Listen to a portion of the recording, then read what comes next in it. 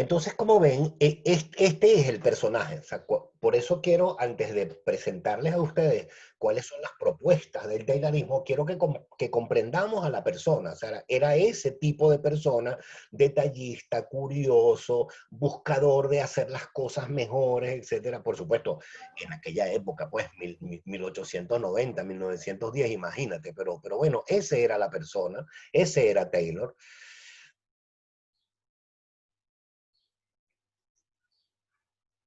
Y además, Taylor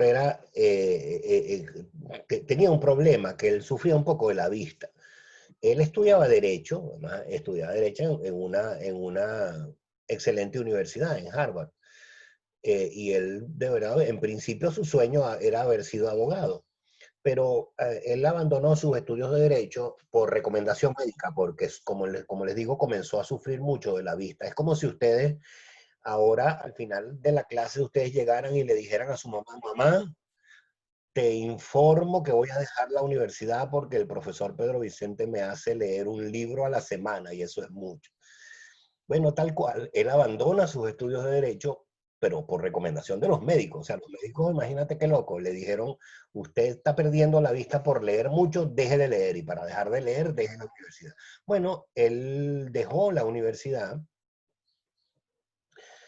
pero obviamente, conociendo al personaje, ¿tú crees que él se iba a quedar tranquilo? Él, conociéndolo, él no se iba a quedar tranquilo en su casa haciendo nada, a pesar de que él podía haber tenido los recursos para no trabajar y para mantener, o digamos, para vivir con la familia. Taylor se empleó y se empleó como obrero.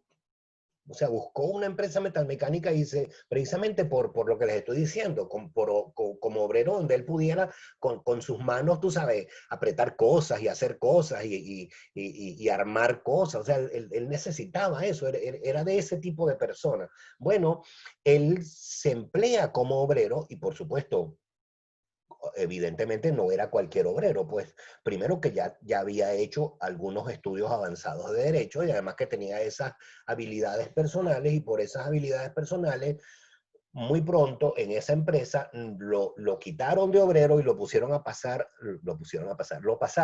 a dirigir a los obreros. O sea, ya no fue el obrero, sino que pasó a dirigir un taller, y ya no era obrero, sino que era, digamos, como que el jefe de los obreros. ¿Y qué creen ustedes que hizo como jefe de los obreros? Así como hacía con los compañeritos jugando al béisbol, así hizo con los obreros. Empezó a observar a sus obreros trabajar.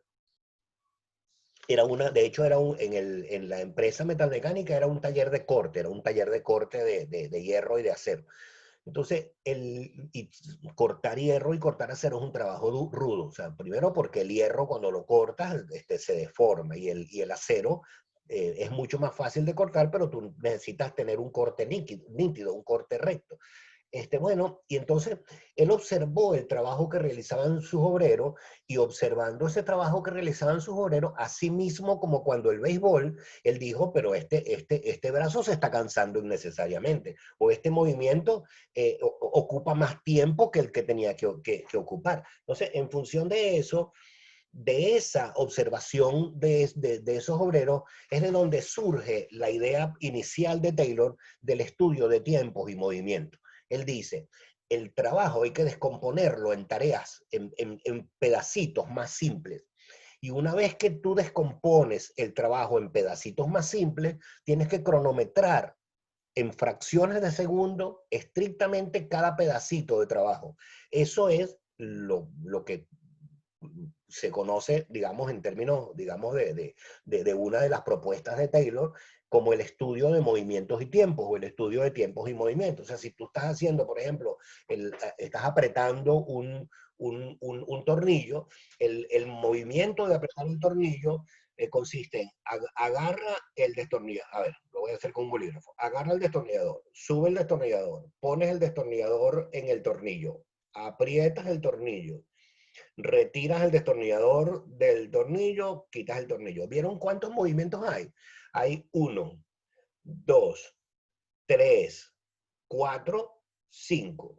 O sea, tú descompones cada movimiento en fracciones de tarea y cada fracción de tarea la cronometras, o sea, la mides en términos de tiempo. ¿Cuántas fracciones de segundo? Bueno, imagínate esa lógica pero tan milimétrica en mente de un Taylor que era, digamos, tan observador y tan mente mecánica. Pues. Bueno, esto es lo que le da base a él para su propuesta de estudio de tiempos y movimientos. Y, y es lo que le da base a él para entonces buscar la máxima eficiencia de los obreros. Antes de pasar al tema de la máxima eficiencia de los obreros, una lámina simplemente para que ustedes recuerden el significado de las palabras. Hay una diferencia entre efectividad, eficacia y eficiencia. La efectividad, según la Real Academia Española, tiene dos acepciones. La primera acepción, en términos de efectivo, es que lo efectivo es real, es verdadero. Por eso cuando hablamos de dinero en efectivo, nos referimos a dinero que yo pueda contar, pues un billete, otro billete, otro billete, una moneda, otra moneda. Dinero en efectivo. Y además, dinero que sea dinero de verdad, pues, o sea, que no sea dinero falso, dinero chimbo. A eso se refiere dinero en efectivo, o eso se refiere la condición de efectividad, en la primera acepción. Pero la segunda acepción es la que nos interesa a nosotros. La condición de efectivo es igual a la palabra eficaz. Pero como esta palabra eficaz se confunde con la lógica de lo verdadero, por ejemplo, yo les pregunto en este momento, ¿estamos en este momento en clase de pensamiento organizativo? Y ustedes me van a contestar, efectivamente, sí, estamos en clase. ¿Ven? Como esa palabra tiene sentido o significado de verdadero o de real, yo prefiero, sinceramente, yo prefiero no usar la palabra efectividad. Yo prefiero no usar la palabra efectividad, o sea, no es que no se pueda usar, sino para evitar esa confusión, prefiero no usar la palabra efectividad y uso solamente la palabra eficacia y la palabra efectividad. La palabra eficacia es una razón, o sea, ¿saben ustedes lo que es una razón? Una ratio, una razón o una ratio es un cociente. Un cociente en el que tienes un numerador dividido entre un denominador. Esa es una razón o esa es una ratio que como adjetivo calificativo se dice eficaz. O sea, una cosa es eficaz cuando tú cumples esa ratio. Por ejemplo, imagínense lo siguiente. Yo tengo una mosca en la sala de la casa que me está fastidiando la vida y yo le digo vamos a echarle la culpa a mi hijo menor, que se llama Nicolás. Nicolás el bueno, no Nicolás el otro. Nicolás el bueno. Vamos a echarle la culpa a Nicolás. Bueno, qué cosa, ¿no? Entonces yo le digo a mi hijo Nicolás, mátame esa mosca. Entonces, yo te pregunto, ¿cuántas moscas había que matar? Una. Y Nicolás va, pa, pim, pum, pam, mata la mosca y al cabo de un ratito viene y me dice, papá, misión cumplida, logro cubierto, mosca matada. Entonces te pregunto, ¿cuántas moscas mató? Mató una mosca. 1/1 es igual a 100% de eficacia, ¿verdad? ¿Qué tan eficaz fue? Totalmente eficaz. ¿Cuántas moscas había que matar? Una. ¿Cuántas moscas mató? Una. ¿Cuánto es la eficacia de esa tarea? ¿O qué tan eficaz fue en esa tarea en términos de razón, en términos de ratio? 100%. Ahora, cuando voy a la sala, descubro que para matar la mosca rompió el jarrón, tumbó el florero, mojó la alfombra. ¿Mató la mosca? Sí. ¿A qué costo? Entonces, la eficacia es el logro y la eficiencia es la eficacia al menor costo. ¿Ok? Entonces, estén atentos a esta diferencia. Cuando uno habla de eficacia o cuando uno habla de que algo es eficaz, nos referimos, es eficaz porque logró el objetivo. Pero a nosotros no nos interesa tanto lograr el objetivo, sino como lograrlo al menor costo. O sea, haber logrado el objetivo con el menor recurso, con el menor esfuerzo, con el menor tiempo, etc. perdón, etcétera. Camila, ¿lo usamos en términos matemáticos? No, o sea, tú no haces, no divides uno entre uno por 100, no, no, no, o sea, lo puse aquí, esta razón se la puse así como, digamos, como para que ustedes lo visualicen, pero en todo caso, nosotros siempre hablamos de eficacia en términos de cuánto se logró, pues, en términos de así, en general de porcentajes, etcétera. Bueno, pero la idea que quiero destacar con ustedes es el concepto de eficiencia, es lograr, lograr al menor costo, hacer las cosas usando el menor recurso. Entonces, ¿por qué les traigo esta idea acá? Bueno, porque precisamente una de las propuestas de Taylor es la búsqueda de la eficiencia. Es más, ni siquiera de la eficiencia, de la máxima eficiencia. Precisamente como ya conocemos a Taylor y como ya vemos cómo era Taylor de acucioso, de detallista, de preocupado digamos, por los movimientos, por los detalles, etc., él como jefe de su taller de obreros exige a sus obreros la realización de las tareas, o sea, hacer las cosas, pero hacerlas en el tiempo justo. ¿Eso qué significa? No usar tiempo extra, o sea, no perder el tiempo con el menor desperdicio. ¿Puedo decir algo, profe? ¿Eso qué quiere decir? Con el menor desperdicio quiere decir que cuando uses materia prima, no pierdas materia prima. O sea, uses la que tienes que usar, pues, o sea, que no te sobre materia prima, que no. Y cuando hablamos del menor reproceso, ¿a qué se refiere eso? A que cuando tú haces la cosa, la haces bien. Y no solo que la haces bien, sino, atención, que la haces bien desde la primera vez. Porque si la primera vez no la haces bien, tienes que reprocesarla para hacerla bien. Y entonces pierdes tiempo en el reproceso, pierdes materia prima porque la primera la perdiste. Esa lógica de la máxima eficiencia es la idea central de Taylor. Como decimos acá en el último párrafo, esa idea también es compartida por el Fordismo. Ustedes saben que una propuesta igual o parecida a la de Taylor la hace Henry Ford, que es el inventor, el dueño de la cadena de ensamblaje de los carros Ford, pero que Ford no es tema de nuestro curso, porque ya con Taylor es digamos, el papá de la criatura, y ya con Taylor tenemos cubierto digamos, esta manera de hacer pensamiento organizativo. Pero entiendan, la lógica de Taylor era cómo logro la máxima eficiencia, o sea, cómo logro que el obrero producción, producción, producción, producción, producción, eficiencia, eficiencia, eficiencia, eficiencia al máximo. Como parte de sus propuestas, Taylor propone lo que se llama salario a destajo, que es el salario por unidad producida. ¿Por qué? Porque Taylor suponía que cuando tú pagas a destajo, eso es un incentivo para aumentar la producción, para aumentar la productividad. ¿Por qué? Porque si tú trabajaste, yo creo que ya lo conversamos en la clase pasada, si tú trabajaste y en tu trabajo produjiste 8 piezas, yo te pago por 8 piezas que produjiste.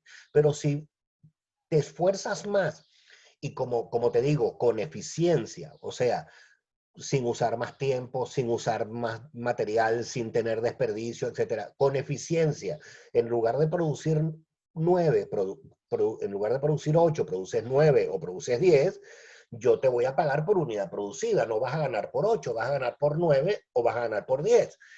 Taylor suponía que eso era un incentivo. Taylor suponía que si tú le decías eso y tú le ofrecías eso al obrero, el obrero se iba a esforzar por trabajar más, porque trabajando más ganaba más, o sea, como un incentivo, pues, ¿no?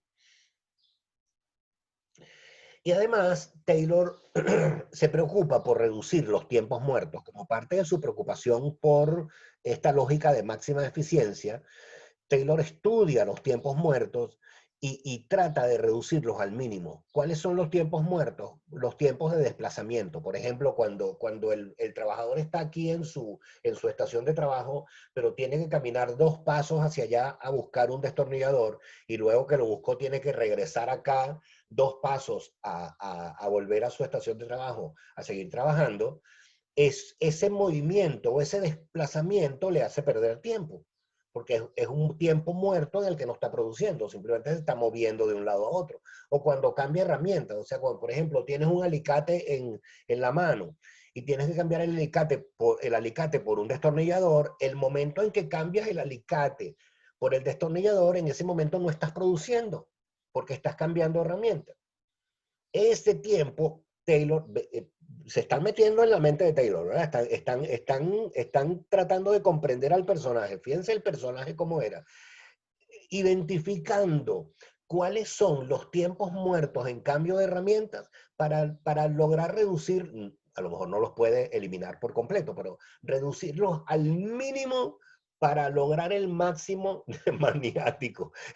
No sé, yo no sé si era maniático Priscila o si era que en aquel momento, en aquel tiempo, o sea, no sé Priscila si yo pueda en este momento criticar a Taylor, porque yo pienso, o sea, a mí me sueltan, o a cualquiera de nosotros nos sueltan en 1880, en ese ámbito en el que vivió Taylor, y a manejar obreros y a manejar talleres de producción en el momento del surgimiento de la gran industria, y yo creo que hubiera pensado igual, porque no había otra manera. O sea, no lo critiquemos ahorita como, o sea, no lo critiquemos en términos de qué abusador era, de qué explotador, de que mira como, no, simplemente comprendámoslo en términos de cómo él pensaba, comprendámoslo como persona, como él era como persona, y comprendamos su mundo, y comprendamos su momento. O sea, sin criticarlo, digamos, bueno, a lo mejor si no lo hacía él, lo hacía otro, solo que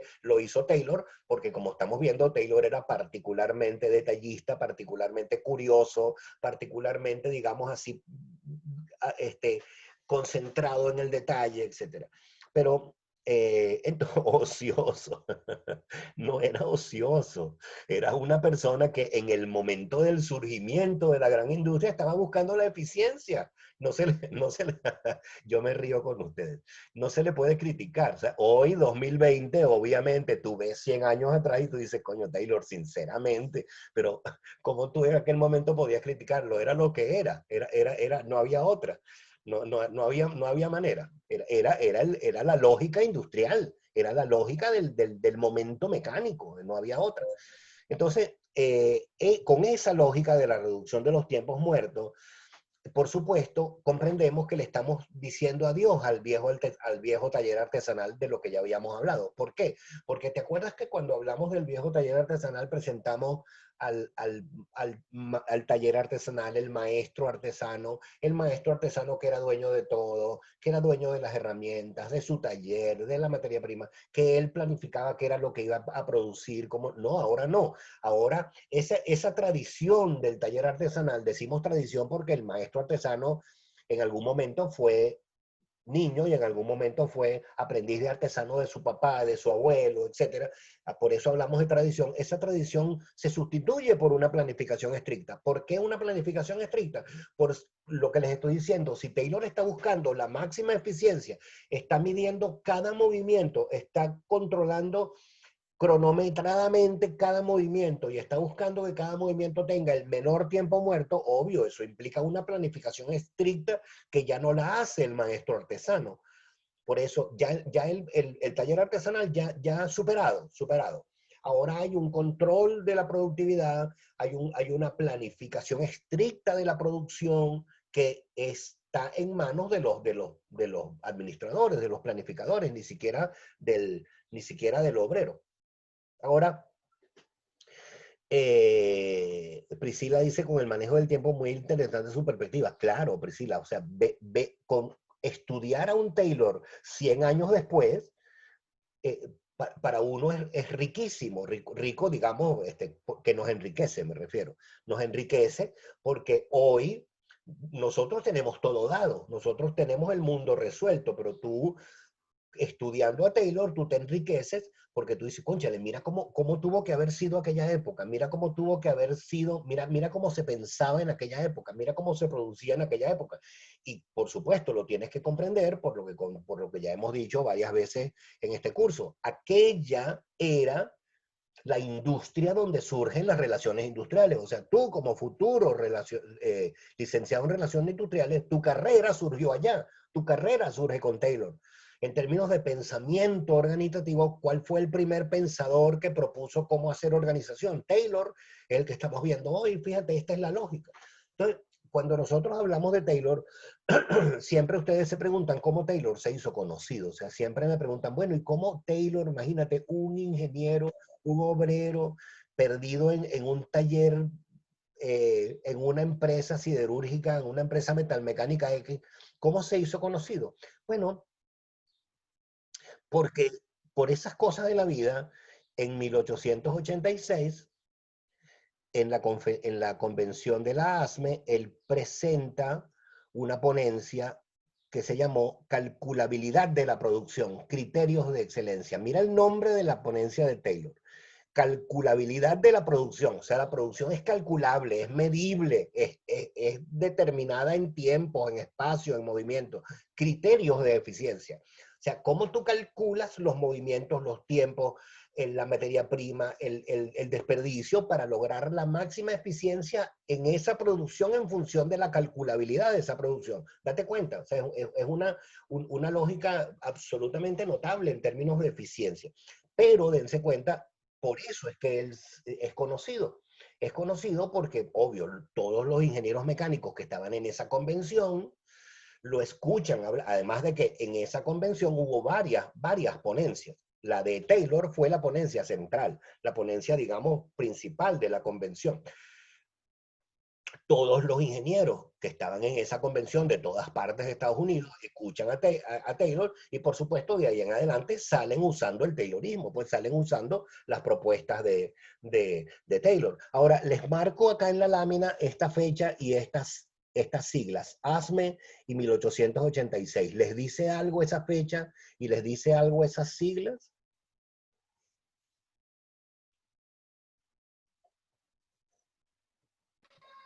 Creo que no. ¿Crees que no? Ay, Dios mío. Frío, frío, como el agua del río. Sí, creo que sé. Dígamelo, pues. Eh, 1886, hazme, ¿les dice algo esa ajá, fecha y esas siglas? cuando, cuando ocurrió lo de la separación del taller y la oficina, Ay, Dios mío, frío, frío. de la ¿Se administración. acuerdan que hablamos de dos conferencias importantísimas que les dije? No son materia de este curso, pero qué bueno que las anoten y qué bueno que busquen a ver de qué se trataba. ¿Se acuerdan de Henry Town Ah, y sí, de en la Henry clase Metcalf? pasada. ¿Ah? De la clase pasada, de la Claro, reunión. ajá. ¿En Ajá. qué convención Town y Metcalf presentaron aquellas ponencias? En la convención de la ASME. Y les pregunto, ¿en la convención de qué año? En la convención de 1886. La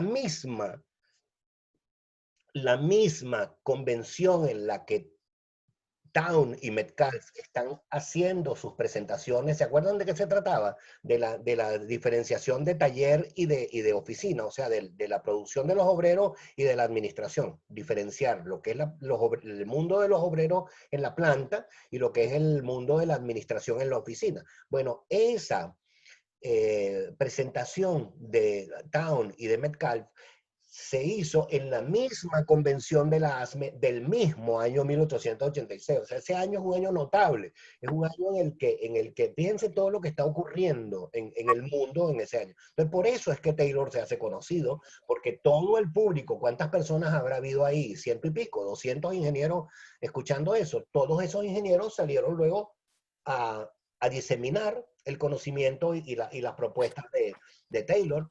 Y luego 9 años después, en 1895, también en la conferencia de la ASME, pero 9 años después, presentó otra ponencia que leanle el título, Método para obtener una productividad máxima de los obreros. Ahí está, eso es Taylor, ese es el Taylorismo. Y ese es el mundo del inicio de la gran empresa, ese es el mundo del inicio de la gran industria, ese es el mundo del inicio de las relaciones industriales. O sea que el mundo nuestro como relaciones industriales hoy las relaciones industriales son otra cosa, pero surgimos dentro de la lógica taylorista y surgimos para hacer relaciones industriales, para buscar la eficiencia, para buscar la productividad máxima.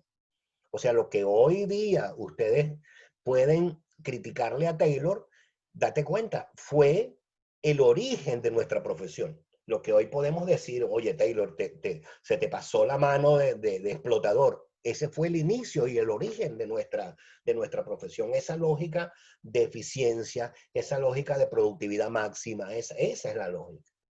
¿Algún comentario, por favor, hasta acá? ¿Algún comentario? ¿Alguna opinión?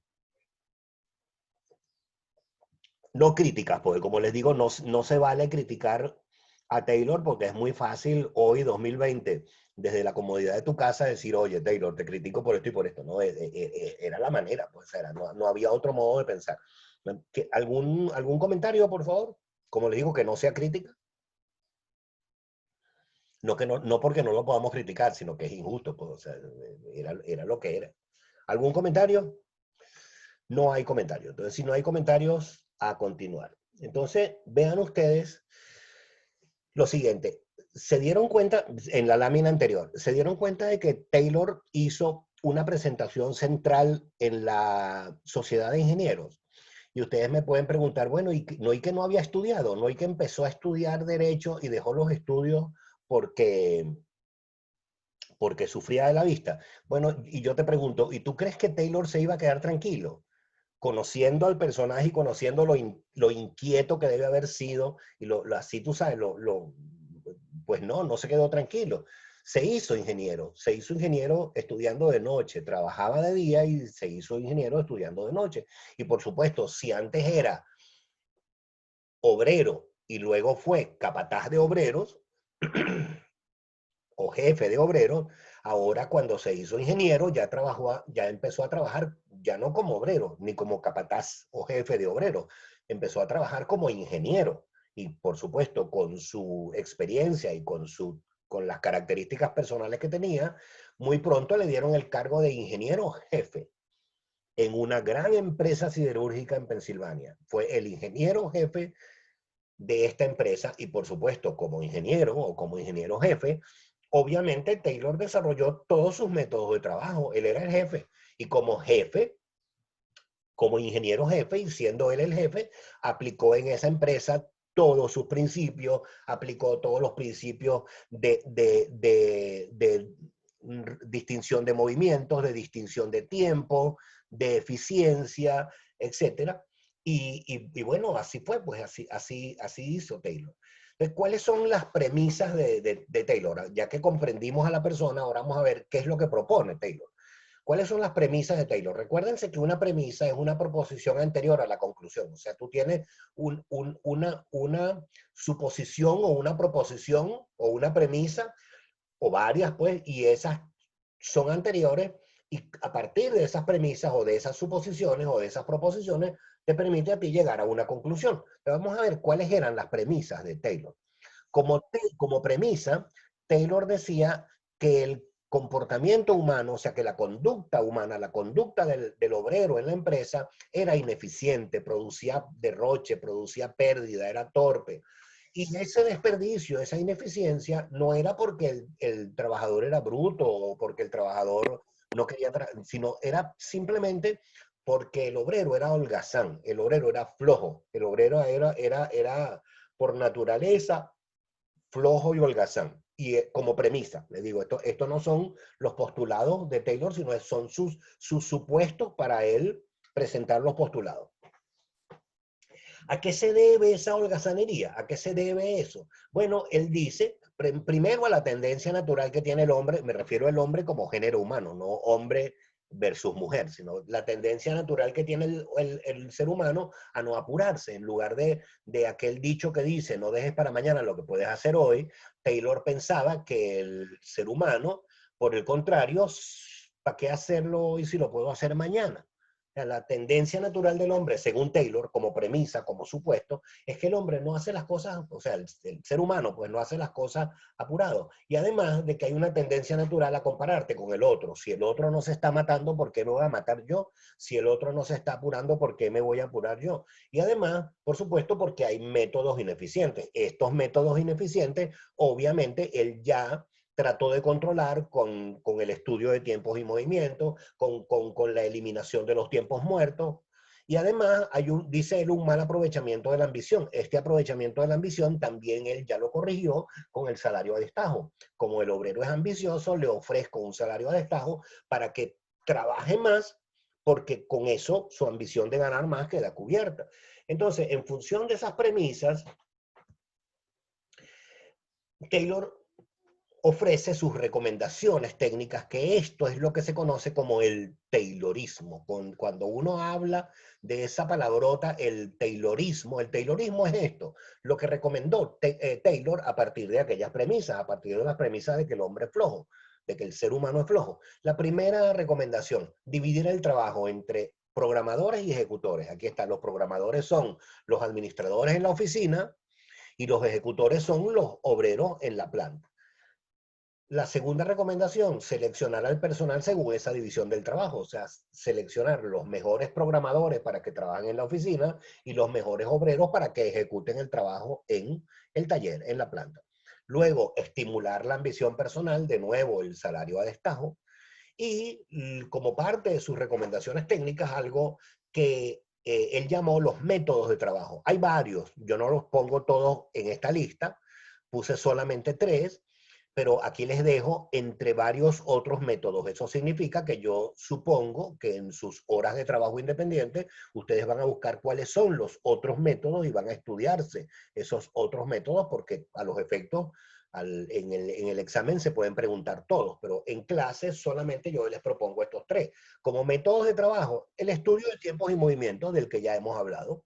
La estandarización, obvio, porque cuando tú haces este estudio de movimientos y esta definición de movimientos, todos los movimientos son estándar. O sea, si tú vas a apretar un tornillo con un destornillador, el movimiento es estándar. Siempre haces el mismo movimiento. Destornillador con tornillo, destornillador con tornillo, destornillador. Siempre haces movimiento estandarizado. Y precisamente esa estandarización de movimiento te lleva a controlar los tiempos de cada movimiento, porque son tiempos estándar también. Y además, como otro de los métodos de trabajo que propone Taylor, son los famosos 8 capataces funcionales. De esos 8 capataces funcionales, les presento los 8 capataces funcionales, que son estos. Taylor propone para cada obrero 8 capataces. O sea, no es que un obrero tiene un supervisor, sino un obrero tiene 8 supervisores, que son estos 8. Uno que le da instrucciones, otro que le programa la tarea, otro que es el que está midiendo el tiempo para ver cuánto rindió y cuánto se le paga, el capataz de rapidez, que es el que mantiene la velocidad, o sea, en términos de tiempos y movimientos, el que mantiene el tiempo, en términos el de circulación, el que mantiene la secuencia de trabajo, o sea, los movimientos entre los obreros. O sea, había 8 capataces. Eso no quiere decir, ustedes creen que esto es un tipo pirámide, porque si fuera tipo pirámide no alcanza la población de todo el mundo. O sea, que no es que un obrero tiene 8 y el siguiente obrero tiene sus 8, van 16, y no es así, sino que había 8 capataces funcionales. Por ejemplo, el capataz inspector, el que da instrucciones, había 8 capataces funcionales, y de los 8, el capataz inspector tenía su grupo de obreros. O sea, no era que había uno para uno, sino un capataz tenía un grupo de obreros. Y él era inspector de un grupo de obreros. Y el segundo, el capataz de planeamiento, por ejemplo, el que programa la tarea. Bueno, había un capataz de planeamiento que tenía su grupo de obreros. O sea, que cada obrero respondía a ese capataz de planeamiento, y así sucesivamente. Entonces, dense cuenta la lógica de Taylor en términos de controlar el trabajo.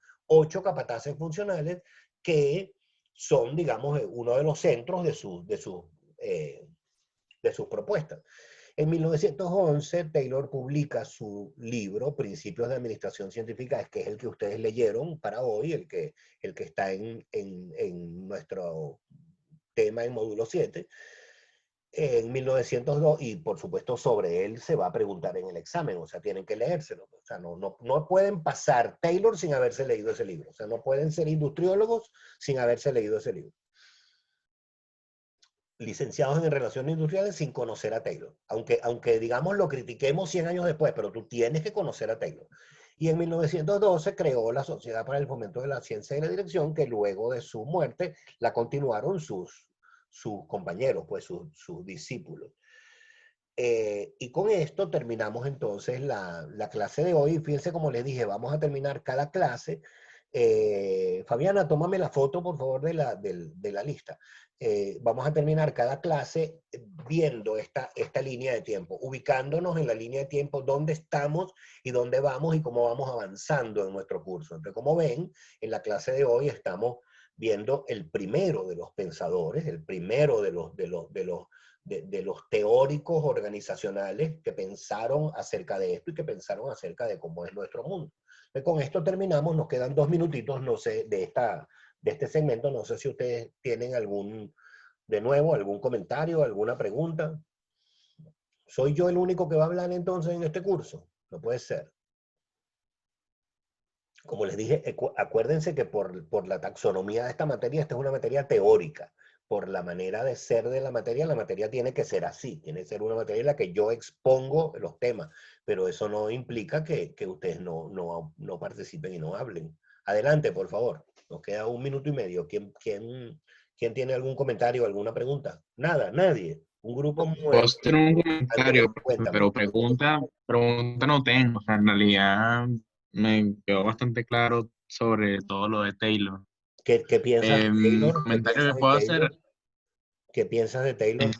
de Taylor pienso que era una persona muy innovadora, por decirlo así. Sí, claro. Bastante, como que siempre estaba pendiente de la evolución de las cosas. Claro. Ok, ya se está haciendo algo, pero buscar la manera de siempre hacerlo mejor Claro. y eficiente. Y como decimos, Andrés, en medio, la lámina anterior, esta Roma, rapidito que se nos acaba de todas maneras, estas láminas van a estar en Taylor Echel. Sí, gracias. Valeria, Listo. no. Me hubiera gustado conocerlo y hablar con Taylor. A ver, Leonardo dice, la clase estuvo excelente. Leonardo, si esta te gustó, te va a gustar la del Tom Mayo, ¿oíste? En la del Tom Mayo te voy a recordar, Leonardo, que te va a gustar muchísimo. Bueno, pero en todo caso, la reflexión final. Señores, ustedes van a ser futuros relacionistas, licenciados en Relaciones Industriales. Esta es la base de su profesión. El origen de su profesión es Taylor. El origen de su profesión es esta manera de comprender a la empresa industrial. Esta manera de comprender el surgimiento